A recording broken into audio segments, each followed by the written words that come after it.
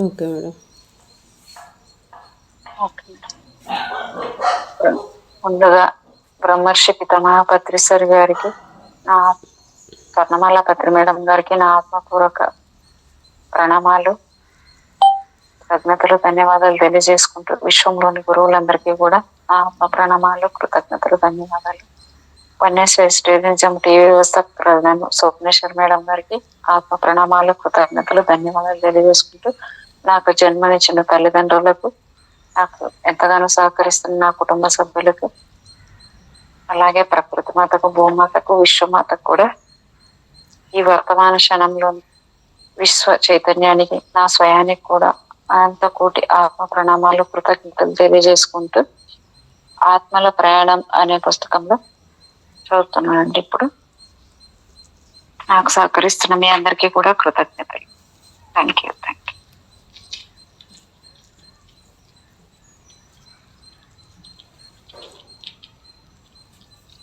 ఇక్కడ నిన్నటి సబ్జెక్ట్ ఏమైందంటే, స్త్రీ జన్మని ఎంచుకున్నందుకు మూల కారణమైన నీ ఆశయాలు తప్పు అని నువ్వు అనుకుంటున్నావా అని డాక్టర్ గారు అడిగారు. సబ్జెక్ట్ అవును, పురుషుడిలా జీవించడమే నాకు ఎంతో సహజంగా ఉంటుందని అనిపిస్తుంది, కానీ స్త్రీలా జన్మించిన నేను మరింత సున్నితంగా ఉంటానని అనుకున్నాను. పురుషులుగా జన్మించాలని, అందుకు మరోసారి ప్రయత్నించాలని అనుకున్నాను. క్లోడీస్ కూడా నన్ను అలా చేయనిచ్చాడు. క్లయింట్ తన కుర్చీలో వాలిపోయింది. ఎంత పొరపాటు జరిగిపోయింది అంటూ. డాక్టర్ హెస్టర్, నువ్వు నీ పట్ల కొంచెం కటువుగా ఉన్నావని నువ్వు అనుకోవడం లేదా? ఒక స్త్రీకి ఉండే అంతర్దృష్టి, సహజ జ్ఞానాలను మరో విధంగా ఉపయోగించుకొని నీ పాఠాలను నేర్చుకోవడానికి నువ్వు స్త్రీ జన్మను ఎంపిక చేసుకున్నావని నాకు తెలిసింది. ప్రస్తుతం నీకున్న శక్తిని పురుష శక్తి అని నువ్వు అనుకున్నా నువ్వు ఒక స్త్రీవే. ఈ కేసు ముగించే ముందు స్వలింగ సంపర్కం అంటే హోమియోసెక్చువాలిటీ గురించి చెప్పాలి. సబ్జెక్టులో చాలా మంది 75% స్త్రీలాగో లేదా పురుషుడిలాగానో జన్మించాలని కోరుకుంటారు. దాదాపు అందరూ ఇలాగే కోరుకుంటారు. కానీ పురోగతి చెందిన ఆత్మలు మాత్రం స్త్రీలా జన్మించాలా లేదా పురుషుల్లా జన్మించాలా అనేది నిర్ణయించుకోవడంలో సమత్వాన్ని పాటిస్తారు. భూమిపై జీవిస్తున్న ఆత్మల్లో ఎక్కువ శాతం స్త్రీ లేదా పురుషుడుగా జీవించాలని కోరుకుంటున్నారంటే మిగిలిన 20% మంది సంతోషంగా లేరని కాదు. స్వలింగ సంపర్కులను సమాజానికి ఒక కళంకంగా భావిస్తారు. దానివల్ల వారి జీవితం మరింత కష్టతరం అవుతుంది. నా క్లయింట్స్ లో స్వలింగ సంపర్కుని జన్మను ఎంచుకున్న ఒకరు అలా ఎందుకు చేశారా అని చూసినప్పుడు వారి గత జన్మలకు సంబంధించిన క్లిష్టమైన స్త్రీ పురుష భేదాలను సాధ్యమైనంత త్వరగా స్వయంగా తెలుసుకోవాల్సిన కర్మ సంబంధమైన అవసరం ఉండడం వల్లనే అలా చేసినట్లు తెలిసింది. కేసు నెంబర్ 13 రాస్ ఫెల్టన్ లో అనుభవించిన ఇబ్బందులను అధిగమించడానికి ప్రయత్నించాలనుకునే ఉద్దేశంతో స్త్రీలా జన్మించింది. రాస్ల తన గత జన్మ జ్ఞాపకాలు తనకు గుర్తుండడం మంచిదా లేక 30 సంవత్సరాలు నిరీక్షించి హిప్నాసిస్ చేయించుకోవడం వల్ల ఎక్కువ లాభం ఉందా? గత జన్మల ఉనికి గురించిన జ్ఞానం ఈ జన్మలో లేకపోవడాన్ని విస్మృతి అంటే అమ్నీషియా అని అంటారు. పునర్జన్మ పట్ల ఆకర్షింపబడే వారికి ఈ మానవ స్థితి గందరగోళంగా అనిపిస్తుంది. మనమేమి చేయవలసి ఉంది, నిజంగా మన గురించి ఏ ఆధ్యాత్మిక దివ్యాత్మైన శ్రద్ధ వహిస్తూ ఉందా అనేది తెలుసుకోవడానికి ప్రయత్నిస్తూ జీవితంలో మనం ఎందుకు ఆలోచించుకుంటూ జీవించాలి? ఈ జన్మలో తన గత జన్మ జ్ఞాపకాలు లేకపోవడాన్ని అంటే విస్మృతి చెందడాన్ని గురించి ఈమెను ప్రశ్నించి నా సెషన్ ముగించాను. డాక్టర్ గారు మళ్ళీ అడుగుతున్నారు, రాస్ ఫెల్టన్ లా జీవించిన గత జన్మకు సంబంధించిన జ్ఞాపకం ఇప్పుడు ఎందుకు లేదనుకుంటున్నావు? సబ్జెక్టు, జన్మించడానికి ముందు శరీరాన్ని ఎంపిక చేసుకొని ఒక ప్రణాళిక తయారు చేసుకొని మా సలహాదారునితో మాకు ఒప్పందం చేసుకొని ఈ భూలోకానికి వస్తాం.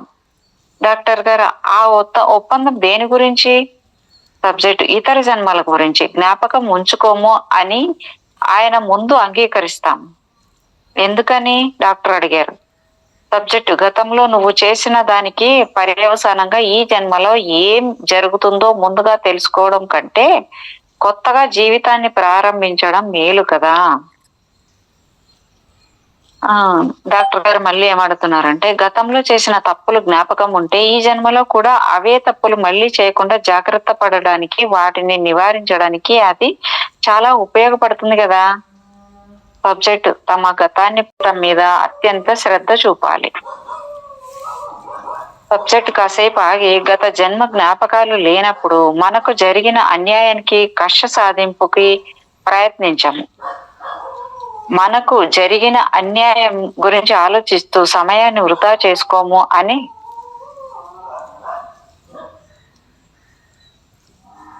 మనకు జరిగిన అన్యాయం గురించి ఆలోచిస్తూ సమయాన్ని వృధా చేసుకోము అని మా గైడ్స్ చెప్పారు. డాక్టర్ గారు మళ్ళీ అడుగుతున్నారు, హెస్టర్ల జీవితంలో నీ నడవడి సరైన విధంగా ఉండడానికి ప్రోత్సాహకంగా ఇది ఇంతవరకు పనిచేసిందనే నాకు అనిపిస్తోంది. సబ్జెక్టు నొక్కి చెప్పుతూ, అందుకే నేను నీ దగ్గరకు వచ్చాను అని చెప్పిందనమాట. డాక్టర్ గారు, పురోగతిని సాధించడానికి భూమి మీద శాశ్వత ఆధ్యాత్మిక జీవితం గురించి పూర్తిగా మర్చిపోవడం అవసరమని నువ్వు ఇంకా అనుకుంటున్నావా? సబ్జెక్టు, సాధారణంగా అలాగే అనుకుంటున్నాను, కానీ అది పూర్తిగా మర్చిపోవడం కాదు. కళల ద్వారా మనకు మెరుపు లాంటి ఆలోచనలు వస్తుంటాయి. సంక్షోభంలో ఉన్నప్పుడు, క్లిష్ట పరిస్థితుల్లో చిక్కుకున్నప్పుడు, అవసరమైనప్పుడు ఏ దిశగా వెళ్ళాలో అంతరాత్మకు తెలుస్తుంది. ఒక్కొక్కసారి నీ స్నేహితులు కొంచెం సహాయం చేయగలరు. డాక్టర్ గారు మళ్ళీ అడుగుతున్నారు, స్నేహితులంటే ఆత్మల ప్రపంచం నుండి వచ్చే ఆత్మస్వరూపులనేనా నీ అభిప్రాయము? సబ్జెక్టు, అవునవును. మనకు మెరుపులు లాంటి ఆలోచనలు కలిగించడం ద్వారా వాళ్ళు మనకు కొన్ని సూచనలు ఇస్తుంటారు. నేను కూడా అలా చేస్తాను. డాక్టర్ గారు, అయినప్పటికీ మర్చిపోయిన నీ జ్ఞాపకాలను గుర్తు చేసుకోవడానికి నువ్వు నా దగ్గరికి రావాల్సి వచ్చింది మరి? సబ్జెక్టు కాసేపు ఏదైనా అవసరమైనప్పుడు దానిని తెలుసుకునే సామర్థ్యం మనకు ఉంది. నేను మారడానికి సిద్ధంగా ఉన్నప్పుడు నీ గురించి విన్నాను. నా గతాన్ని తెలుసుకోవడం వలన నాకు ప్రయోజనం కలుగుతుంది కాబట్టి నీ ద్వారా నా గతాన్ని తెలుసుకోవడానికి క్లోడిస్ నన్ను అనుమతించాడు. డాక్టర్ గారు మళ్ళీ, లేదంటే నువ్వు ఎప్పటికీ మర్చిపోయి ఉండేదానివా?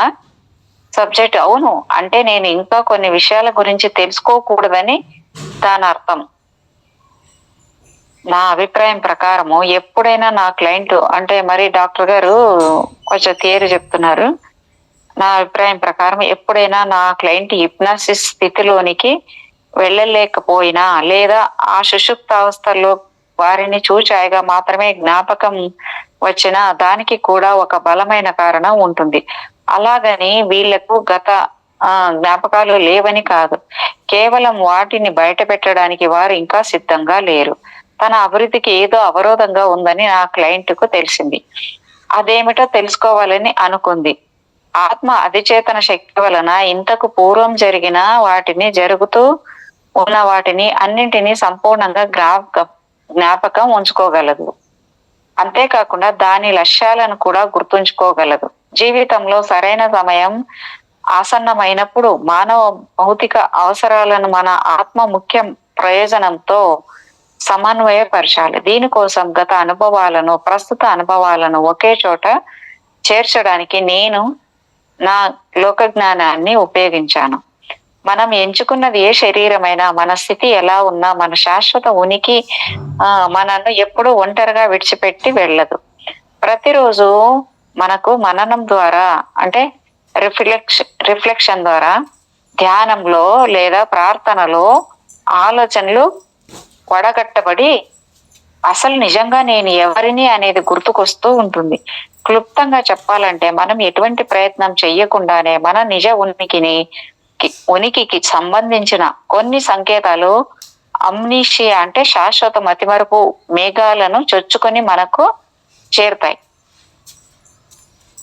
ఆమెకు తలనొప్పులు రావడానికి గల మూల కారణాన్ని తొలగించిన తర్వాత పురుషులను భయపెట్టడానికి కాకుండా దేనికోసమైతే ఆమె స్త్రీగా జన్మించాలనుకుందో ఆ ఆలోచనలు బలపరిచి హెస్టర్తో నా సెషన్ ముగించాను. తనను తాను సమర్పించుకోవడం మాని దౌర్జన్యానికి పూనుకోవడం తగ్గించుకోవడానికి నేను ఆమెను అనుమతించాను. సామాజిక సేవ చేసే వృత్తుల పట్ల ఉండే లక్ష్యాలను పునర్నిర్మాణం చేయడానికి, స్వచ్ఛంద సేవ చేయడానికి గల వివిధ అవకాశాలను గురించి మేము చర్చించాము. స్త్రీగా జన్మించాలని కోరుకోవడం వల్ల అనుకున్న దానిని సాధించలేకపోయానని ప్రస్తుతం ఆమె భావించట్లేదు. ఇప్పుడు జీవితం నేర్చుకోవడానికి లభించిన ఒక గొప్ప సదవకాశంలా ఆమె భావించగలుగుతూ ఉంది. ప్రతి కేసులో ఆత్మల అతి కఠోరమైన నిజాయితీని చూసి నేను వారిని మెచ్చుకోకుండా ఉండలేను. ఒక ఆత్మ తన వారికి, తన చుట్టూ ఉన్న వారికి ప్రయోజనకరమైన జీవితం గడిపిన తర్వాత తన లోకానికి ఉత్సాహంతో తిరిగి వెళ్ళడం గుర్తించాను. అయినప్పటికీ కేసు 13కు చెందిన సబ్జెక్టు లాంటి వారు ముఖ్యంగా ఆత్మహత్య చేసుకొని జీవితాన్ని ముందే బలవంతంగా ముగించుకోవడం వలన తాము ఒక జన్మను వృధా చేసుకున్నందుకు విచారిస్తారు. దానివల్ల వాళ్ళు ఆత్మల ప్రపంచానికి తిరిగి వెళ్ళేప్పుడు ఎంత బాధపడతారో తెలిపారు. పునశ్చరణ ఏదైనా ఒక సబ్జెక్టుకు గందరగోళం కలిగిస్తే దానికి కారణము ఆ ఆత్మ మళ్ళీ జ్ఞానాన్నంతటినీ పూర్తిగా పొందడమే అని నేను కనుగొన్నాను. మరణించిన వెంటనే శరీరం నుండి బయటపడిన తర్వాత ఆత్మకు హఠాత్తుగా అవగాహన శక్తి ఎక్కువ అవుతుంది. జీవితంలో మనం చేసిన అవివేకపు పనులు పునశ్చరణలో మనల్ని బలంగా దెబ్బతీస్తాయి. నా సబ్జెక్టులను ఆత్మల ప్రపంచం లోపలికి తీసుకు వెళ్లే కొద్దీ వాళ్లలో విశ్రాంతి, ఆనందం కనిపిస్తాయి. వారి ఆలోచనలో మరింత స్పష్టత నేను గమనించాను. ప్రేమ, వివేకము కలగలిసిన సానుకూల వాతావరణంలో ఆత్మలు సృష్టించబడ్డాయి. కానీ ఒక ఆత్మ భూలోకం లాంటి గ్రహానికి రావడం ప్రారంభించి ఆది మానవుని స్థాయి నుండి వికాసం చెందిన మానవులతో కలిసినప్పుడు వారిలోని హింస, దౌర్జన్యము దానికి చాలా ఆశ్చర్యాన్ని కలిగిస్తాయి. మానవునిలో ఉండే కోపము, ద్వేషం వంటి ప్రతికూల ఉద్వేగాలు రాతి యుగం నాటి బ్రతుకు పోవడానికి సంబంధించిన భయము, బాధల నుండి పుట్టుకొచ్చినవే. ఆత్మకు ఆశ్రయం ఇచ్చిన మానవ శరీరానికి పరస్పర ప్రయోజనం కోసమే, అంటే ప్రతికూల సానుకూల ఉద్వేగాలు కలగలిసి ఉంటాయి. కేవలం ప్రేమ, ప్రశాంతత వంటి ఈ సానుకూల మనోభావాల గురించి మాత్రమే తెలిస్తే ఆత్మకు వాటి విలువ నిజంగా వాటికి ఎన్నడూ తెలియదు. వాటి పట్ల లోతైన అవగాహన దానికి కలగదు. భూమిపై జన్మించడానికి వస్తున్న ఆత్మకు పరీక్ష మానవ శరీరంలో భయాన్ని జయించడమే. అభివృద్ధి సాధించడానికి ఆత్మ ఎన్నో జన్మల్లో పట్టుదలతో నిరంతరము శ్రమిస్తూ భయానికి సంబంధించిన ప్రతికూల ఉద్వేగాలన్నింటినీ అధిగమించేందుకు ప్రయత్నిస్తూ ఉంటుంది. కేసు 13 వివరించినట్లుగా ఆ ప్రయత్నాలలో ఆత్మ గాయాల పాలై ఆత్మల ప్రపంచానికి తిరిగి వస్తూ ఉంటుంది. చివరికి ఆత్మల ప్రపంచంలో కూడా ఈ ప్రతికూలతలో కొంత భాగం అలాగే ఉండిపోయి మరో కొత్త శరీరంతో ఉన్నప్పుడు మరో జన్మలో తిరిగి కనిపించవచ్చు, లేదా దానిని పూర్తిగా వదిలించుకోవచ్చు కూడా. ఒక ఆత్మ నిజ స్వరూపం భూమిపై నివసించే మనిషి సరదాల్లో ఏ మాత్రము జంకు లేకుండా వ్యక్తపరిచే అతని ఆనందం రూపంలో బహిర్గతమవుతుంది. గైడ్స్ తో జరిగే పునశ్చరణ సమావేశాలు జన్మల మధ్య ఆత్మ విశ్లేషణ చేసుకునే సుదీర్ఘమైన ప్రక్రియను ప్రారంభించడానికి వీలు కల్పిస్తాయి. అది ముగిసిన వెంటనే ఎక్కువ సంఖ్యలో మాస్టర్ ఆత్మలు పాల్గొనే మరో సమావేశం మనకు ఉంటుంది. చనిపోయిన వెంటనే ఆత్మలను వాటి గత జన్మకు సంబంధించిన సంఘటనల మీద న్యాయ విచారణ చేయడానికి వాటిని న్యాయస్థానానికి తీసుకువెళ్లే ప్రాచీన ఈజిప్టు సాంప్రదాయం గురించి తన అధ్యాయంలో నేను వివరించాను. మనం చనిపోయిన వెంటనే కోర్టు రూపంలో వలె విచారణతో హింసించే వంటిదో లేదా ఇంకేదో రూపంలోనో ఒకటి మన కోసం ఎదురు చూస్తూ ఉంటుంది అని వివిధ మత సాంప్రదాయాల విశ్వాసం. అప్పుడప్పుడు తాము చనిపోయిన తర్వాత రాక్షసుల్లాంటి భయంకర రూపాలతో ఉన్నవాళ్ళు తమను చీకటిలోకి తీసుకువెళ్లి రాక్షస ఆ మూర్తుల ఎదుట నిలబెట్టగా వారు తమను మరణదండన విధించినట్లుగా, చిత్రహింసకు గురి చేయమని చెప్పినట్లుగా తమకు పీడకల లాంటి అనుభవం కలిగిందని గాయాలతో బాధపడుతున్న కొందరు బలహీన ఆత్మలు చెప్పారు.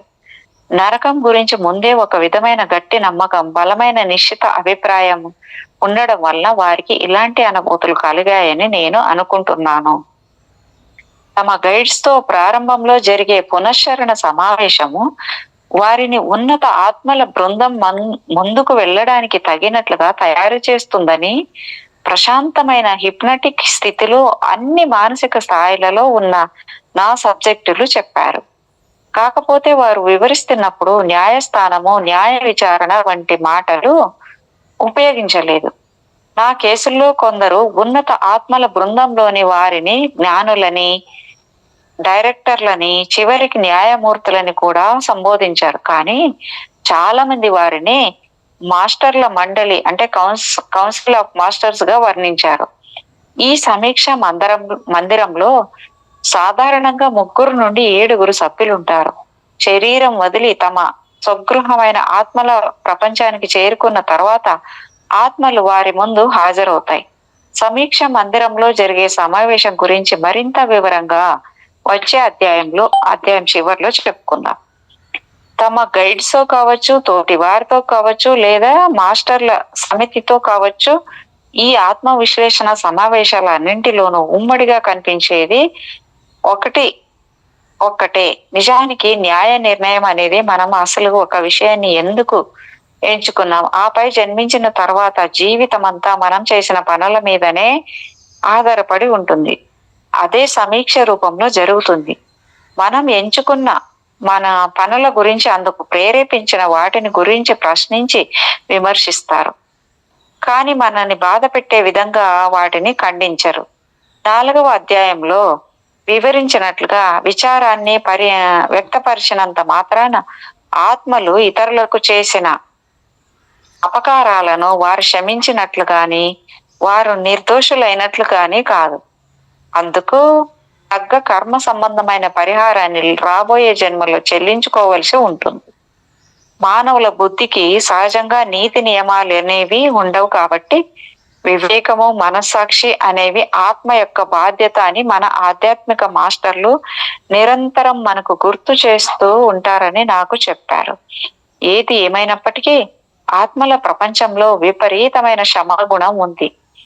ఈ ఆత్మల లోకం సమయానికి అతీతమైనది.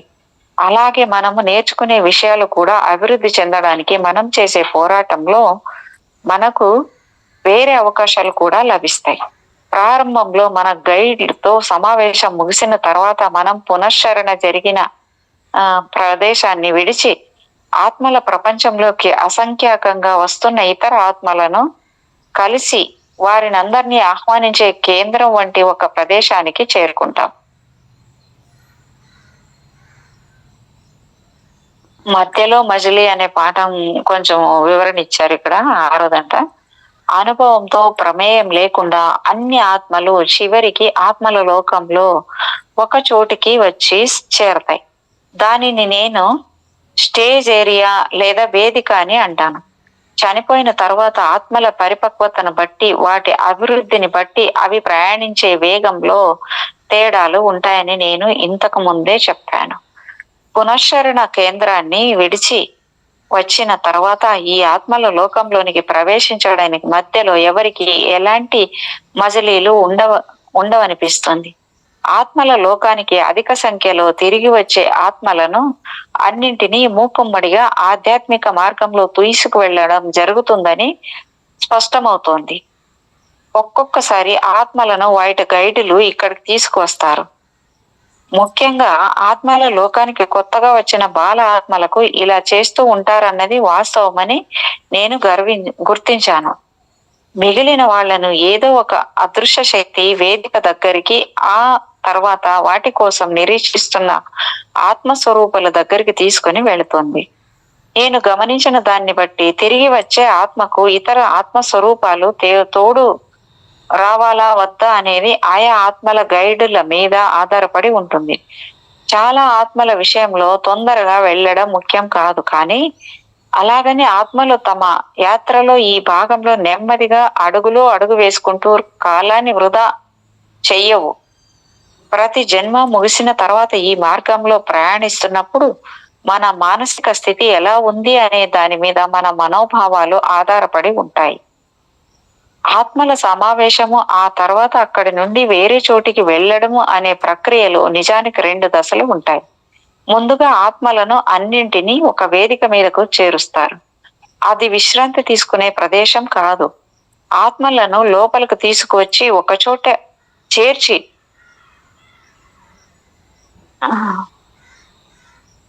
ఆ తర్వాత వాటిని సరైన చోటికి, వాటి లోపలికి తీసుకొచ్చి ఒక చోట చేర్చి ఆ తర్వాత వాటిపై సరైన చోటికి, వాటి అంతిమ గమ్యాలకు పంపించడం జరుగుతుంది.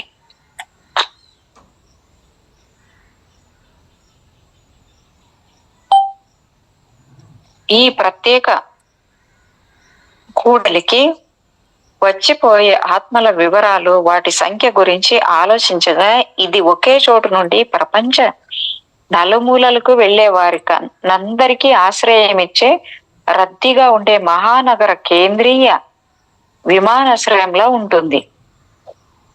దీనిని ఒక క్లయింట్ లెక్క పెట్టలేనంత మంది ప్రయాణికుల మధ్య నేను నడుస్తూ ఉన్నట్లు నాకు అనిపిస్తూ ఉంటుంది.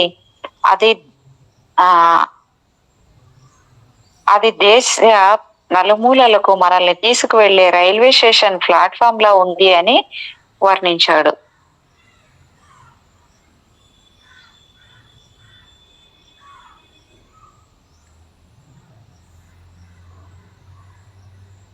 ఏమాత్రము పరిచయం లేని, లెక్కకు మించిన ఆత్మలు ఎలాంటి ఇబ్బంది పడకుండా స్వేచ్ఛగా బయటకు లోపలికి తిరుగుతూ ఉండే రద్దీ లేని ఒక కూడలిలా ఈ ప్రాంతం కనిపిస్తుందని నా సబ్జెక్టులు కొందరు చెప్పారు. మరో వ్యక్తి దీనిని ఎలాంటి అవరోధం లేకుండా సాఫీగా సాగుతూ ఉన్న లాస్ ఏంజల్స్ లోని రద్దీగా ఉండే ప్రాంతంలో ఉంది అన్నాడు. ఎలాంటి ఇబ్బంది లేకుండా ఆత్మలు ఇలా లోపలికి బయటకు సంచరించే జంక్షన్లు ఆత్మల లోకంలో చాలా ఉండవచ్చు, కానీ ప్రతి క్లయింట్ ఇక్కడి నుండి లోపలకు బయటకు వెళ్ళడానికి తాను వెళుతున్న మార్గం ఒక్కటే ఉందని భావిస్తాడు. ఆత్మ తొలిసారిగా ఆత్మల లోకంలోనికి ప్రవేశించినప్పుడు అక్కడ అంతా ఒకదాని మీద మరొకటి పేర్చినట్లు పొరలుగా అస్పష్టంగా కనిపించిందన్న అభిప్రాయం ఈ వేదిక ప్రాంతంలో చేరుకునే సమయానికి ఖచ్చితంగా మారిపోయిందని నా సబ్జెక్టులు చెప్పగా విన్నాను. ఇప్పుడు పెద్ద మేఘం మధ్యలో నుండి ఆత్మ మరింత మహాదివ్య క్షేత్రానికి, అంటే సెలిస్టియల్ ఫీల్డ్ లోకి వెళుతున్నట్లు ఉంది. బహిరంగ వేదిక ప్రాంతంలో ఇంకా ముందుకు వారికి నిర్దేశించబడిన ప్రదేశాలకు వెళ్ళడానికి సిద్ధం అవుతున్న నా సబ్జెక్టుల ఆత్మలు ఉత్తేజంతో కేరింతలు కొడుతూ ఆనందంగా ఉండడాన్ని నేను గమనించాను. తమ ముందు విస్తరించబడి ఉన్న ఒక శాశ్వత ప్రపంచాన్ని చూసి ఆత్మలు ఆశ్చర్యచకితులయ్యారు. ఈ సృష్టికి మూల కేంద్రము, అంటే న్యూక్లియస్, దీనిలోనే ఎక్కడో ఉంటుందని నా సబ్జెక్టులు విశ్వసించారు. చుట్టూ వ్యాపించి ఉన్న విశాలమైన ఆత్మల ప్రపంచాన్ని చూసినప్పుడు ఆత్మల లోకం వివిధ కాంతుల వెదజల్లుతూ ఉన్నట్లు తమకు కనిపించిందని నా సబ్జెక్టులు చెబుతూ ఉంటారు. సాధారణంగా ఇంకు వంటి నల్లని రంగుతో సూచించే సుదూర అంతరిక్షం గురించి నేను ఏమీ వినలేదు.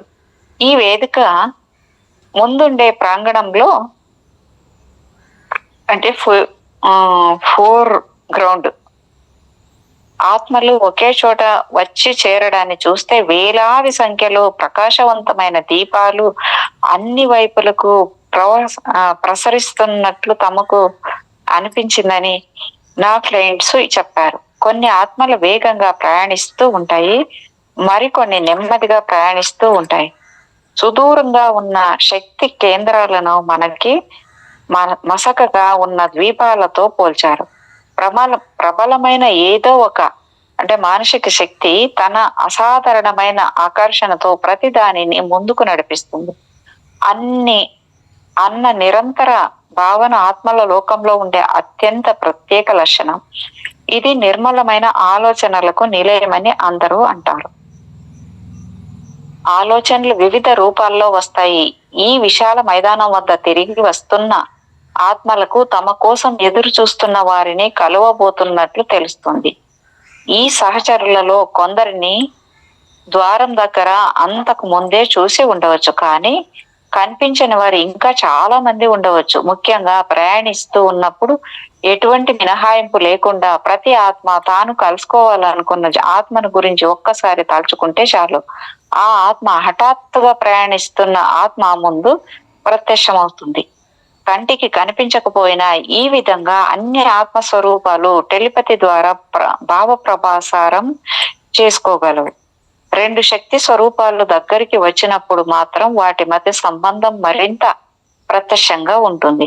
ఆత్మ ప్రయాణిస్తూ ఉన్నప్పుడు మార్గ మధ్యంలో కనిపించిన దృశ్యాలు ఒక ఆత్మకు మరో ఆత్మకు మారినప్పటికీ వారి ఆధ్యాత్మిక యాత్ర సాగిన తీరు, వెళ్ళిన మార్గాలు, గమ్యాల విషయంలో నా సబ్జెక్టులకు చెప్పిన వివరాలు అన్నీ ఒకేలా ఉన్నాయి.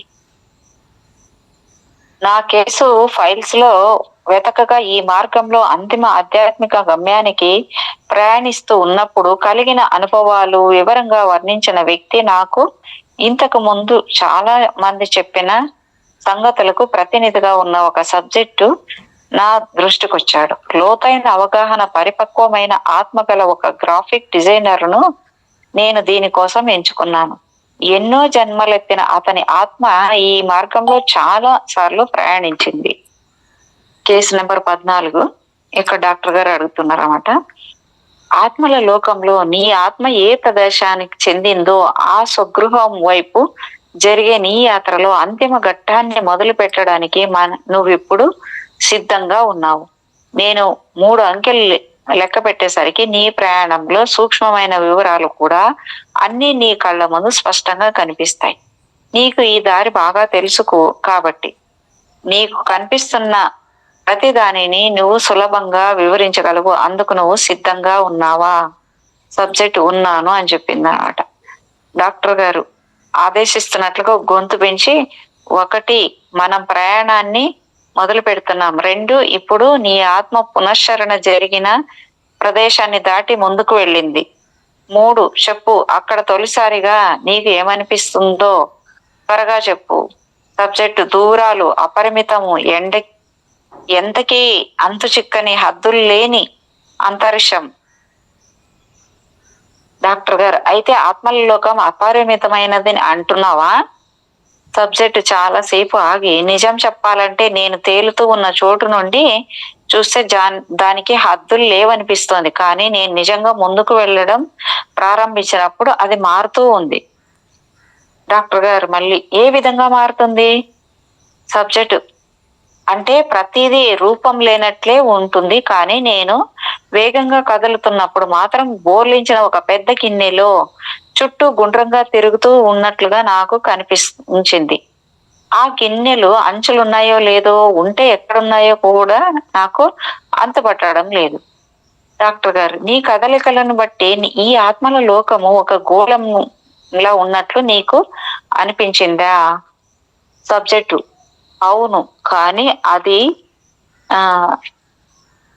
నేను వేగంగా ముందుకు వెళుతూ ఉన్నప్పుడు ఎక్కడికి వెళ్ళినా ఏదో మూసి ఉన్న ప్రదేశంలోనే వేగంగా తిరుగుతూ ఉన్న అనుభూతి మాత్రమే కలిగింది.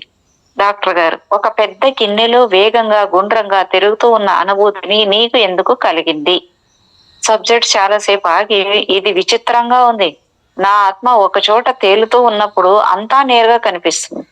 నేను ఒక రేఖ వెంబడి అంటే లైన్ ఆఫ్ కాంటాక్ట్ వేగంగా ప్రయాణిస్తూ ఉన్నప్పుడు అది గుండ్రంగా తిరుగుతూ ఉన్న అనుభూతిలా మారుతోంది. రేఖ వెంబడి అంటే అర్థం ఏమిటి? అంటే సబ్జెక్టు ఒక నిర్దిష్ట గమ్యం వైపు సూటిగా. డాక్టర్ గారు మరి ఒక మార్గంలో వేగంగా ప్రయాణిస్తూ ఉన్నప్పుడు ఆత్మల లోకం గుండ్రంగా ఉందని నీకు ఎందుకు అనిపిస్తోంది? సబ్జెక్టు ఎందుకంటే వేగంగా ప్రయాణిస్తూ ఉన్నప్పుడు ఆ రేఖలు ఒక ప్రక్కకు ఒరిగినట్లు అనిపిస్తుంది. అవి బాగా ఒరిగి నా కదలికకు స్వేచ్ఛ తగ్గిపోతుంది. సూచన. ఇక్కడ డాక్టర్ గారు మళ్ళీ థియరీ ఏం చెప్తున్నారంటే, కొంతమంది సబ్జెక్టులు కేవలం ప్రయాణాన్ని సమతలంగా మాత్రమే వర్ణించగలిగారు. వాళ్ళు దిశానిర్దేశనం కలిగిన శక్తి రేఖల వెంబడి ప్రయాణించినట్లు చెప్పారు. ఆ రేఖలని సమతల లక్షణాలే కాకుండా గోళాకార లక్షణాలు కూడా కలిగి ఉండి ఒక చట్రంలో భాగాల వలె ఉన్నాయని చెప్పారు. ఒక వ్యక్తి వాటిని ప్రకంపించే తీగలు అని అన్నాడు. డాక్టర్ గారు మళ్ళీ అడుగుతున్నారు, స్వేచ్ఛ తక్కువగా ఉండడం అంటే వ్యక్తిగత నియంత్రణ తక్కువగా ఉంటుందనా అర్థము? సబ్జెక్టు అవును అని చెప్పాడనమాట. డాక్టర్ గారు మళ్ళీ అడుగుతున్నారు, పక్కలకు ఒరిగే ఈ రేఖా మార్గాల అంటే కాంటాక్ట్ లైన్స్ ద్వారా నీ ఆత్మ చలనాన్ని మరింత ఖచ్చితంగా నువ్వు వివరించగలవా? సబ్జెక్టు, నా ఆత్మ ఒక రేఖా మార్గంలో నిర్దేశించిన ఒక ప్రదేశానికి వెళుతూ ఉన్నప్పుడు దానికి ఒక మంచి ప్రయోజనం ఉంటుంది. అది నేను ఒక తెల్లని నీటి ప్రవాహంలో ఉన్నట్లు. తేడా ఒకటే, ఇది నీరు ఉన్నంత చిక్కగా గాలి కంటే కూడా తేలికగా ఉంది. డాక్టర్ గారు, అయితే నీటి సాంద్రత వల్ల కలిగే అనుభూతి ఇక్కడ ఈ ఆధ్యాత్మిక వాతావరణంలో లేదంటావు?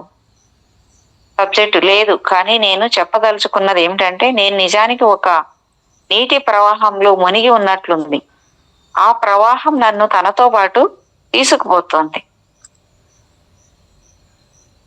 డాక్టర్ గారు, నువ్వెందుకు అలా అనుకుంటున్నావు? సబ్జెక్టు, మేమందరము ఈత కొడుతున్నట్లు ఆ ప్రవాహంతో పాటు ముందుకు వెళుతున్నాం. నీరు ఎంతో వేగంగా ప్రవహిస్తుంది, దానిని మేము అదుపులో పెట్టలేము. ఎవరో ఆదేశించినట్లుగా మేము ఆకాశంలో పైకి కిందికి తేలియాడుతూ ఉన్నాం. మా చుట్టూ గట్టి వస్తువు ఏదీ లేదు. డాక్టర్ గారు, నీకు పైన కింద ఈ మార్గంలో వేరే ఆత్మలు ఏవైనా ప్రయాణిస్తున్నట్లు నీకు కనిపిస్తోందా? సబ్జెక్టు, కనిపిస్తున్నాయి. మరణించిన తర్వాత ఇక్కడికి తిరిగి వస్తున్న మమ్మల్ని అందరినీ ఏదో ఒక గొప్ప నది తనలోకి లాక్కున్నట్లు అనిపిస్తోంది. డాక్టర్ గారు, తిరిగి వస్తున్న ఆత్మల సంఖ్య ఎప్పుడు ఎక్కువగా ఉందని నీకు అనిపిస్తుంది?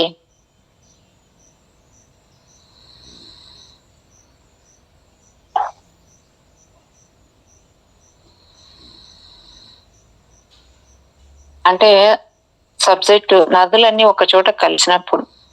డాక్టర్ గారు, తిరిగి వస్తున్న ఆత్మల సంఖ్య ఎప్పుడు ఎక్కువగా ఉందని నీకు అనిపించింది అని అడిగితే, నదులన్నీ ఒక చోట కలిసినప్పుడు దానిని నేను వర్ణించలేకున్నాను. డాక్టర్ గారు, దయచేసి ప్రయత్నించు అని అడిగారు అన్నమాట.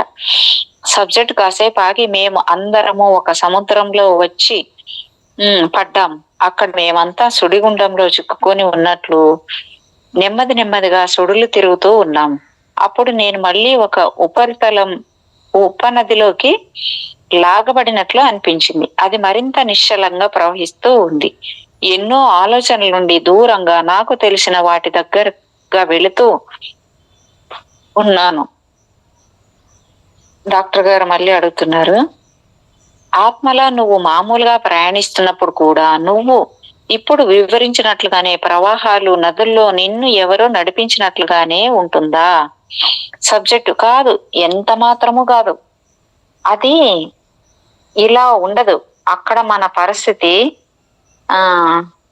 సాల్మన్ చేపల గ్రుడ్లు పెట్టేందుకు వెళ్ళి తిరిగి ఇంటికి వస్తున్నట్లు ఉంటుంది.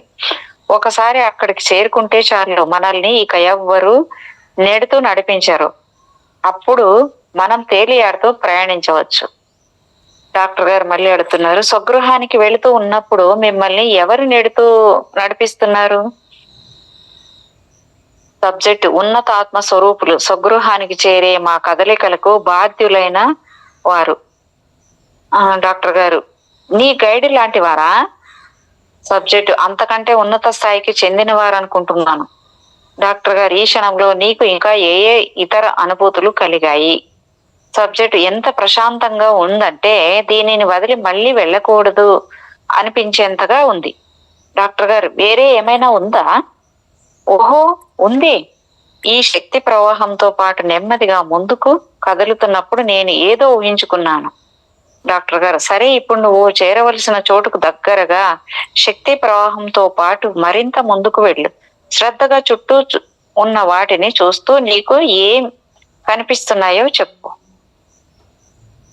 సబ్జెక్టు నాకు వివిధ దీపాలు అక్కడక్కడ గుంపులుగా కనిపిస్తున్నాయి. ఒకదానితో మరొకటి గ్యాలరీల దూరంలో విడిపోయి ఉన్నాయి. డాక్టర్ గారు గ్యాలరీలు అంటే వరుస గదుల్లో ఉన్నాయా? సబ్జెక్టు అంటే పొడవైన వసారా అంటే కారిడార్లా అక్కడక్కడ ఉబ్బినట్లు నేనున్న చోటు నుండి చాలా దూరం వరకు కనిపిస్తూ ఉన్నాయి. డాక్టర్ గారు మరి ఆ దీపాలు ఏంటి? సబ్జెక్ట్ వాళ్ళ వ్యక్తులు అక్కడక్కడ ముందుకు ఉబ్బినట్లు ఉన్న ప్రదేశాల్లో ఉన్న వ్యక్తుల ఆత్మల కాంతి నా వైపు బయటకు ప్రసరిస్తున్నట్లుగా ఉంది. నాకు కనిపిస్తున్నదైతే అదే కదులుతూ ఉన్న దీపాల కాంతి. డాక్టర్ గారు వరండాలో ఉబ్బెత్తుగా ఉన్న చోట వ్యక్తుల సమూహం మధ్య అడ్డుగా ఏవైనా గోడలు లాంటివి ఏమైనా ఉన్నాయా? సబ్జెక్టు ఇక్కడ అలాంటివి ఏమీ లేవు. నిర్మాణాలు, మూలలు, కోణాల వంటివి ఏమీ లేవు. వాటిని ఖచ్చితంగా వివరించడం నాకు కష్టంగా ఉంది. డాక్టర్ గారు నువ్వు బాగా చెబుతున్నావు. ఇప్పుడు నువ్వు నాకు ఒక సంగతి చెప్పు. నువ్వు వర్ణిస్తున్న ఈ పొడవాటి వసారాల్లో ఉన్న కాంతి సమూహాల మధ్య అడ్డుగా ఉంటూ వాటిని విడదీస్తున్నది ఏమిటి? సబ్జెక్టు సన్నని దారాలు లాంటివి వారిని విడదీస్తూ ఉన్నాయి. వాటి వల్ల వెలుగు పాల తెలుపు రంగులో కనిపిస్తుంది. పొగమంచు కప్పిన అడ్డంలా మసకగా ఉంది. నేను వారి ముందు నుండి వెళుతూ ఉన్నప్పుడు వారి నుండి ప్రకాశవంతమైన వెలుగు ప్రసరించింది. డాక్టర్ గారు గుంపుల్లో ఒక్కొక్క ఆత్మ నీకు ఎలా కనిపిస్తోంది? సబ్జెక్టు కాసేపు ఆగి కాంతి చుక్కల్లా అంటే లైట్ డాట్స్, ద్రాక్ష గుత్తుల్లా అని వెలుగుతూ కనిపిస్తున్నాయి. డాక్టర్ గారు ఈ గుర్తులన్నీ వివిధ ఆత్మల బృందాలను వేరువేరుగా చూపించేందుకు ఉన్నాయా? సబ్జెక్ట్ అవును, అవి చిన్న చిన్న సముదాయాల్లో విడివిడిగా ఉన్నాయి. నేను నా గ్రూప్ లోకి వెళుతున్నాను అని చెప్పింది అనమాట ఆ సబ్జెక్ట్. డాక్టర్ నీవు నీ గ్రూప్ లో చేరడానికి ఆ దారి గుండా వెళుతూ ఉన్నప్పుడు వారిని గురించి ఇంకా నీకేమనిపించింది? సబ్జెక్టు బయటకు వస్తున్న వారి ఆలోచనలు అనుభూతి చెందగలను. అవి వివిధ రకాలుగా భిన్నంగా ఉన్నాయి, కానీ అవి అన్ని కలిసే ఉన్నాయి కూడా. వాటి మధ్య ఎంత సామరస్యం ఉంది. కానీ డాక్టర్ గారు చెబుతూనే ఉండు అని చెప్పారు. ఇప్పుడు నేను ఎవరి ముందు నుండి వెళుతున్నానో వారెవరో నాకు తెలియదు. అయినా అదేమంత ముఖ్యం కాదు. డాక్టర్ గారు సరే, వరండాలో బయటకు ఉబ్బినట్లు కనిపిస్తున్న నీ సముదాయాల ముందు నుండి మనం ముందుకు వెళదాం. దూరం నుండి ఇదంతా నీకు ఎలా కనిపిస్తూ ఉందో ఒక ఉదాహరణకు చెప్పు. సబ్జెక్టు నవ్వి వెలుగుతున్న పొడవాటి మినుగుర్లు పురుగుల్లా పక్కలు అక్కడక్కడ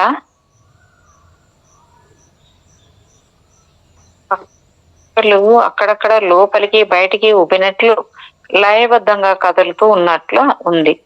డాక్టర్ అంటే ఈ వసారాయే అలా కదులుతున్నట్లు కనిపిస్తోందంటావా అనమాట అని అడిగారు.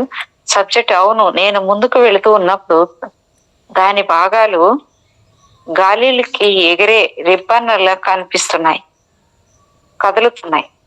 డాక్టర్ నువ్వు అలాగే గాలిలో తేలుతూ ఆ తర్వాత ఏం జరిగిందో చెప్పు. కాసేపు ఆగి సబ్జెక్టు నేను మరో వసారా మీద మొదట్లో ఉన్నాను. నేను నెమ్మదిగా ముందుకు వెళ్తున్నాను. ఎందుకని? డాక్టర్ అడిగారు. ఉద్వేగంలో అంటే సబ్జెక్ట్ ఉద్వేగంతో. ఎందుకంటే ఆహా, నా స్నేహితులందరూ ఉండే చోటుకు దగ్గరగా వస్తున్నాను. డాక్టర్ గారు ఈ క్షణంలో నీకేమనిపిస్తోంది? సబ్జెక్టు అద్భుతం, సుపరిచితమైన ఆత్మల ఆలోచనలు నన్ను చేరుకొని వాటి వైపు లాగుతూ ఉన్నాను. వారు ప్రయాణిస్తున్న మనోభావాలను అందుకోగలుగుతున్నాను. ఆలోచన శక్తితో వారితో కలిసిపోతున్నాను. ఆ స్వగృహానికి వచ్చేశాను. డాక్టర్ గారు, వేరే వసారాలలో ఉంటున్న ఇతర ఆత్మల గుంపు నుండి నీ స్నేహితుల గ్రూప్ వేరు చేయబడి ఉందా? సబ్జెక్ట్ కొన్ని బాల ఆత్మలు అంటే యంగర్ సోల్స్ అలా అనుకోవచ్చు, కానీ నిజానికి ఎవ్వరూ విడిగా లేరు. నేను చాలా కాలంగా ఈ చుట్టుపక్కల తిరుగుతూ ఉన్నందువల్ల నాకు చాలా మందితో సంబంధాలు ఉన్నాయి. వినయ విధేయతలతో చెప్పిందంట ఆమె. డాక్టర్ గారు, అయితే వేరే వరండాల్లో ఉన్నప్పటికీ చివరికి ఇంతకు పూర్వం ఎప్పుడూ పరిచయం లేని ఆత్మలతో కూడా నీకు ఏవో సంబంధాలు ఉన్నట్లు అనిపించిందా? గతంలో వారితో నాకు సంబంధాలు ఉండేవి కాబట్టి నాకు అలా అనిపిస్తుంది. ఇక్కడ అంతా ఒకటే అనే ఏకత్వ భావన మాత్రమే ఉంటుంది. డాక్టర్, భూమి మీద మానవ రూపంలో ఉన్నప్పటికీ స్థితిలో పోలిస్తే ఇప్పుడు ఒక ఆత్మల నువ్వు చుట్టూ తిరుగుతూ ఉన్నప్పుడు ఇతర ఆత్మలతో నీకు ఉన్న సంబంధాలలో కనిపించిన ముఖ్యమైన తేడా ఏమిటి? ఇక్కడ ఉన్నవాళ్ళు ఎవరు అంటే సబ్జెక్ట్ చెప్తుంది, ఇక్కడ ఉన్నవాళ్ళు ఎవరు అపరిచితులు, కొత్త వాళ్ళు కారు. ఎవరి మీద వైరం గాని విరోధం గాని ఎంత మాత్రం ఉండదు. డాక్టర్ చేసే అంతకు ముందు ఎన్నో జన్మలుగా కలిసిమెలిసి ఉన్నప్పటికీ దానితో సంబంధం లేకుండా ప్రతి ఆత్మ వేరే ఆత్మలతో ఎంతో స్నేహపూర్వకంగా ఉందంటావు. అవునా? అవును, అది నిజమే. అది కేవలం నా స్నేహితుల స్నేహం మాత్రమే కాదు, దానికంటే ఎక్కువే. ఏ విధంగా? మా మధ్య సార్వత్రిక బంధం అంటే యూనివర్సల్ బాండ్ ఉంది. దాని వలన మేమంతా ఒకటే అనే భావన ఉంటుంది. ఎదుటి వారి పట్ల మాకు ఎలాంటి అపనమ్మకం కానీ అనుమానం కానీ ఉండదు.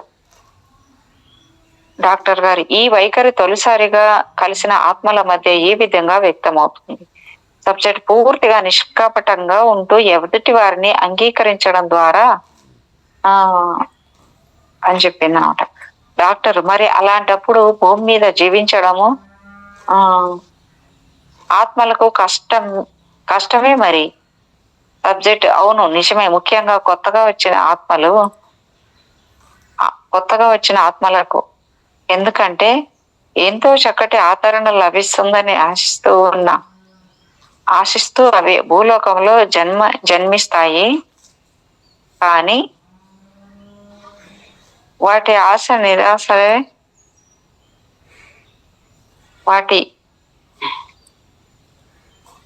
నిరాశే అవుతుంది. అది వాటికి ఒక షాక్. భూలోకంలో శరీరానికి అలవాటు పడడానికి కొన్ని జన్మలు కూడా పట్టవచ్చు.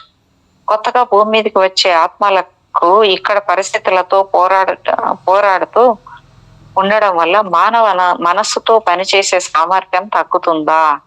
సబ్జెక్టు, తగ్గుతుందనే చెప్పాలి. ఎందుకంటే మానవ మెదడు మన ఆత్మలతో ఎంతో భయాన్ని, హింసను సృష్టిస్తుంది. వాటి నుండి బయటపడడం ఎంతో మనకు ఎంతో కష్టము. కానీ వాటిని జయించడానికే మనం భూమి మీద జన్మిస్తున్నాం. డాక్టర్ గారు, మీ అభిప్రాయం ప్రకారము బహుశా కొత్తగా వచ్చే బాల ఆత్మలు చాలా బలహీనంగా ఉండడం వల్ల అవి తిరిగి తమ ఆత్మల సమూహాన్ని చేరుకున్న తర్వాత నుండి వాటికి సహాయం అవసరం అనుకుంటావా? సబ్జెక్టు, అవును, ముమ్మాటికి అంతే. మనమందరము మన స్వగృహానికి తిరిగి రావాలనుకుంటాం. నన్ను కాసేపు మాట్లాడించడం ఆపేస్తావా? నేను నా స్నేహితుల్ని కలవాలి అని సబ్జెక్ట్ అడిగిందనమాట. ఆధ్యాత్మిక ప్రపంచాన్ని నా క్లయింట్స్ వర్ణించినప్పుడు వారందరూ దాదాపుగా ఒకే విధమైన పదాలు ఉపయోగించడం గురించి ఇక్కడ ప్రస్తావించాను. కేసు నెంబర్ 14 మనకు మరిన్ని వివరాలు అందించింది. సాధారణంగా ప్రవాహం, ధార వంటి వీటి సంబంధమైన పదాలు ఒక దిశగా ప్రయాణిస్తున్నప్పుడు ఆత్మలు వాడటం ఎక్కువగా వింటూ ఉంటారు. అక్కడక్కడ మేఘం వంటి ఆకాశానికి సంబంధించిన పదాలు కూడా వాడుతుంటారు. అంటే వారికి కదలికకు ఎక్కువ స్వతంత్రం ఉన్నదని దాని అర్థం. ఈ ఆధ్యాత్మిక పరిభాషను కొంత మేరకు నేను కూడా నేర్చుకున్నాను. ఆత్మల లోకానికి వచ్చే ఆత్మ కోసం ఎదురు చూసే ఆత్మలు ఎక్కువ సంఖ్యలో ఉంటాయో తక్కువ సంఖ్యలో ఉంటాయా, పెద్ద సమూహంగా ఉంటాయా లేక చిన్న చిన్న గ్రూపులుగా ఉంటాయా అనేది దాని వికాస స్థాయిని బట్టి ఇతర అంశాల మీద ఆధారపడి ఉంటుంది. ఈ విషయాలన్నీ మనం ముందుకు వెళుతున్న కొద్దీ ఇంకా వివరిస్తాను. తర్వాత కేసులోని సబ్జెక్టు అంతగా పరిపక్వత సాధించని ఒక ఆత్మ కేసు 14తో పోల్చి చూస్తే ఇటువంటి వారికి ఆత్మల లోకం పట్ల పూర్తి అవగాహన ఎలా ఉండదో అర్థమవుతుంది. కేసు 15లో వేదిక ప్రాంతం నుంచి తనకు కేటాయించిన స్వగృహం వరకు వెళ్ళడం ఆమె మనసులో చాలా వేగంగా జరిగింది. ఈ ఆత్మకు తన కోసం నిర్దేశించిన ప్రదేశం పట్ల మర్యాద, ఆ వ్యవస్థను నడిపేవారి పట్ల వినయము ఉన్నాయి. కాబట్టి ఇది మరింత సమాచారం ఇచ్చే కేసుగా నేను అనుకుంటున్నాను. ఈ సబ్జెక్టుకు అంతగా అనుభవం లేదు. పైగా తను చూసిన దానికి ఎలా సర్దుకోవాలో తెలియక కొంత టెన్షన్ పడుతోంది. కాబట్టి ఆధ్యాత్మిక సమూహాలు ఎలా ఏర్పడతాయి అనే దాని మీద మనకు ఇంకొక కోణంలో అర్థమయ్యేట్లు చేస్తుంది.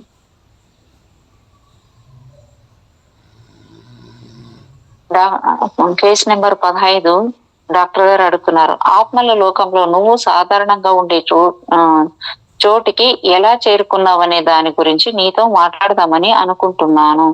ఇప్పుడు నీ ఆత్మ ఆ గమ్యం వైపు ప్రయాణిస్తోంది. నువ్వు చూస్తున్న దాన్ని, అనుభూతి చెందుతున్న దాన్ని వివరించు. సబ్జెక్టు తడబడుతూ నేను బయటకు వెళుతున్నాను ఏదో ఒక విధంగా. డాక్టర్ గారు బయటగా. సబ్జెక్ట్ కంగారు పడి నేను ఒక రకమైన గొలుసులు తేలుతూ ఉన్నాను. వరుసగా ఉన్న గొలుసుల మధ్యలో నుండి నేను అల్లుకుపోతున్నట్లు మసకగా అంతా గజిబిజిగా ఉంది. తర్వాత ఇప్పుడు విశాలంగా మారిపోయింది. ఆహా అంది. అదేమిటి అని డాక్టర్ గారు అడిగారు మాట. విపరీతమైన ఆశ్చర్యంతో నేను ఒక విశాలమైన ప్రదేశానికి చేరుకున్నాను.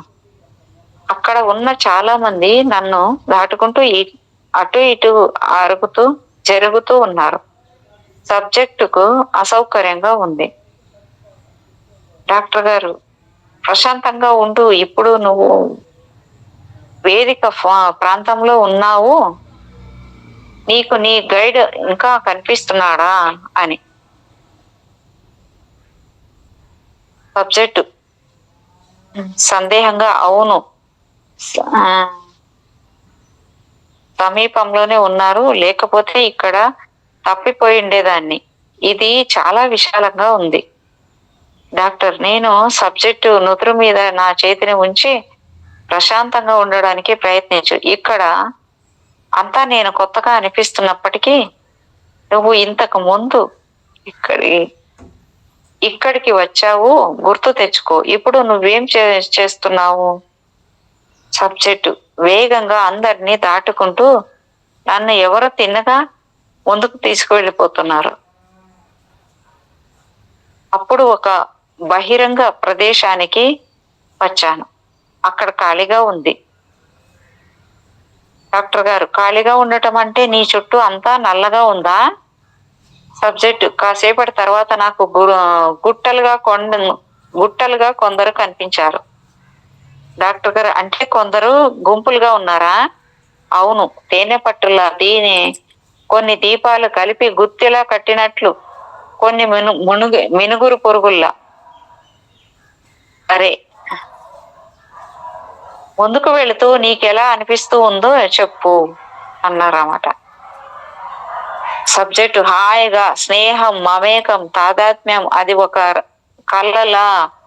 అదేమిటి? నేను వేగాన్ని తగ్గించి నెమ్మదిగా వెళుతున్నాను. ఇప్పుడు అంతా వేరేగా ఉంది.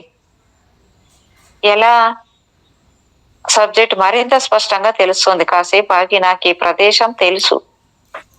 నీకు అంటే డాక్టర్ గారు, నీకు నీ గ్రూపులో చేరావా? సబ్జెక్టు చాలాసేపు ఆగి, ఇంకా చేరలేదని అనుకుంటున్నాను. డాక్టర్ గారు, నీ చుట్టూ చూసి అక్కడ ఎలా ఉందో దానిని అలాగే నాకు వివరించు. సబ్జెక్టు వణుకుతూ, అక్కడ చాలా మంది గుంపులుగా ఉన్నారు. చాలా దూరంలో ఉన్నారు, కానీ దూరంగా అక్కడ. నీకేం కనిపిస్తోంది? డాక్టర్ అడిగారన్నమాట. భయపడుతూ, నాకు తెలిసిన వాళ్ళు, నా కుటుంబ సభ్యులు కొందరు చాలా దూరంలో ఉన్నారు, కానీ ఆవేదనతో నేను వారిని చేరుకోలేనేమో అని అనిపిస్తుంది. ఎందుకని? కన్నీళ్లు పెట్టుకొని తికమకతో, నాకు తెలియదు. అయ్యో, భగవంతుడిలా నేను ఇక్కడ ఉన్నానని వాళ్లకు తెలియజేసిన. సబ్జెక్టు కుర్చీలో పెనుగులాడుతూ తన 2 చేతులు నా ఆఫీసు గోడ వైపు చాచి, నేను నా తండ్రిని చేరుకోలేకున్నాను. సూచన. ఇప్పుడు డాక్టర్ గారు థియరీ కొంచెం చెప్తున్నారు. నేను కాసేపు ప్రశ్నించడం ఆపేశాను. ఇప్పుడే ముగించి వచ్చిన జన్మలో ఆమె మీద ఆమె తండ్రి ప్రభావం చాలా ఎక్కువగా ఉండేది. కాబట్టి శాంతపరచడానికి నేను సాధారణంగా చేసే ప్రక్రియలకు అదనంగా మరికొన్నింటిని చేయవలసిన అవసరం ఉంది. సెషన్స్ కొనసాగించడానికి ముందు ఆమె రక్షణ కవచాన్ని మరింత దృఢంగా చేయాలని నిర్ణయించుకున్నాను. డాక్టర్ గారు చాలాసేపు తీసుకున్న విరామ సమయాన్ని కన్నీళ్లు చెమట పట్టిన సబ్జెక్టు ముఖం ఆరిపోయేందుకు ఉపయోగించాను. మీ నాన్నగారు నువ్వు చేరుకోలేనంత దూరంలో ఉండడానికి గల కారణం ఏమనుకుంటున్నావు? సబ్జెక్టు నాకే తెలియదు. డాక్టర్ గారు, నేను ఆమె నుదుటి మీద చేయి పెట్టి ఆదేశిస్తూ, నువ్వు ఇప్పుడు వెళ్ళి మీ నాన్నగారిని కలువు అని చెప్పింది అన్నమాట. సబ్జెక్టు కాసేపటి తర్వాత సబ్జెక్టు విశ్రాంతిగా, సరే అలాగే, సహనాన్ని పాటించమని, అదుపు చేయకుండా ఉండమని, అతడు అంతా నాకు స్పష్టంగా తెలుస్తుందని ఆయన నాకు చెప్తున్నారు. నేను అక్కడికి వెళ్ళి ఆయనకు దగ్గరగా ఉండాలని ఉంది. డాక్టర్ దాని మీద నుంచి ఆయనేమన్నారు? నిర్వాణంగా,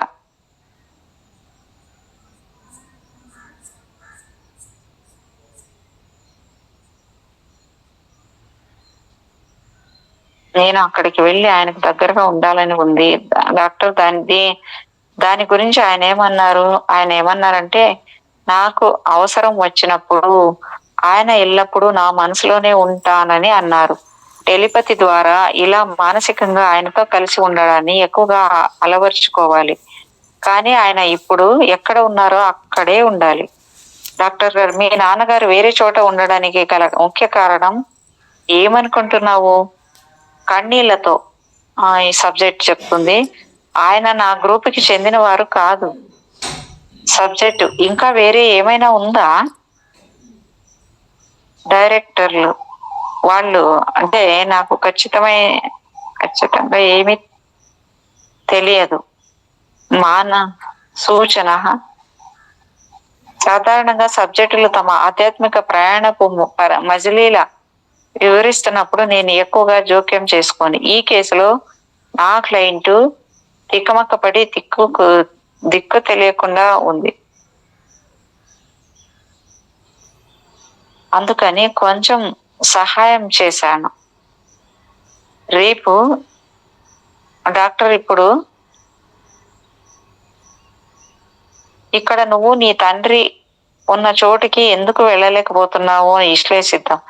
ఇది నీకై నువ్వు ఆత్మావలోకనం చేసుకోవలసిన సమయం అని ఉన్నత అంత ఆత్మస్వరూపులు భావించారా? లేక నువ్వు నీ ఆధ్యాత్మిక వికాస స్థాయికి రెండవ ఆధ్యాత్మిక వికాస స్థాయికి రెండవ ఇతర ఆత్మలతో మాత్రమే కలిసి ఉండాలని ఆలోచించింది. ఆత్మలతో మాత్రమే కలిసి ఉండాలని వారు నిర్ణయించారు. ఇది నీకై నువ్వు ఆత్మావలోకనం చేసుకోవాల్సిన సమయమని ఉన్నత ఆత్మస్వరూపులు భావించారా? లేక నువ్వు నీ ఆధ్యాత్మిక వికాస స్థాయికి చెందిన ఇతర ఆత్మలతో మాత్రమే కలిసి ఉండాలని వారు నిర్ణయించారా? సబ్జెక్టు మరికొంత స్థిమితపడి అవును, ఆ సందేశాలు అందుతున్నాయి. నాలాంటి వాళ్ళే వేరే వాళ్ళతో కలిసి నా పని నేనే చేసుకోవాలి. డైరెక్టర్లు ఇందుకు మిమ్మల్ని ప్రోత్సహిస్తున్నారు. నేను అర్థం చేసుకోవడానికి నా తండ్రి కూడా చాలా సహాయం చేస్తున్నాడు. డాక్టర్ గారు, ఈ విధానం మీకు సంతృప్తికరంగా ఉందా? కాసేపు ఆగి ఉంది అని చెప్పింది అనమాట ఈమె. సరే, దూరంగా ఉన్న మీ కుటుంబ సభ్యులను కొందరిని చూసిన తర్వాత నుండి నీ ప్రయాణాన్ని ముందుకు కొనసాగించు. తర్వాత ఏం జరిగింది? సబ్జెక్టు, నేను ఇంకా నెమ్మదిగా వెళుతున్నాను, మెల్లగా కదులుతున్నాను. నేను అంతకు ముందు వెళ్ళిన మార్గంలోకి తీసుకోబడుతున్నాను. మరికొన్ని గ్రూపులను దాటి ముందుకు వెళుతున్నాను. అక్కడ ఆగిపోయాను అని చెప్పింది అనమాట సూచన. బాల ఆత్మల లోకంలోనికి వెళ్ళే చివరి భాగం ఎంతో ముఖ్యం. ఈ సన్నివేశాన్ని సెషన్ నుండి మేల్కొన్న తర్వాత ఒక క్లయింట్ సుదూర ప్రయాణం తర్వాత సూర్యాస్తమయం సమయంలో స్వగృహానికి తిరిగి చేరుకున్న అనుభూతిని కలిగించే వరకు సెషన్ నుంచి మేల్కొన్న తర్వాత ఒక క్లయింట్ సుదూర ప్రయాణం తర్వాత సూర్యాస్తమయం సమయంలో స్వగృహానికి తిరిగి చేరుకున్న అనుభూతిని కలిగించేదిగా ఉంది అని వివరించాడు. పల్లె ప్రాంతాలను దాటుకొని సిటీలో ప్రవేశించి చివరికి సరైన ప్రదేశానికి చేరుకున్నట్లు ఉందని చెప్పాడు. తన పక్కింటి వాళ్ళ కిటికీలో నుండి వెలుగు ప్రసరిస్తుంది. తన స్వగృహానికి చేరుకోపోయే ముందు నెమ్మదిగా వెళుతున్న అతనికి ఆ ఇంట్లో ఉన్నారని కనిపిస్తున్నారు. హిప్నాటిక్ స్థితిలో ఉన్నవారు దూరం నుండి తమ స్వగృహం ఎలా కనిపిస్తుందో వివరించడానికి గుంపులు, సమూహాలు, సముదాయాలు, గ్రూపులు అనే పదాలు ఉపయోగించినప్పటికీ వాళ్ళు తమ గ్రూపుని చేరుకొని వాళ్ళతో కలిసినప్పుడు దానిని మరింత వివరంగా వర్ణించగలరు. అప్పుడు ఆత్మల ప్రపంచంలో సబ్జెక్టుల చుట్టూ ఉన్న పరిసరాలను వారు భూలోకంలోను ఉండే పట్టణాలు, స్కూళ్ళు, భద్రత, ఆహ్లాదం కలిగించే ప్రదేశాలుగా వర్ణిస్తారు.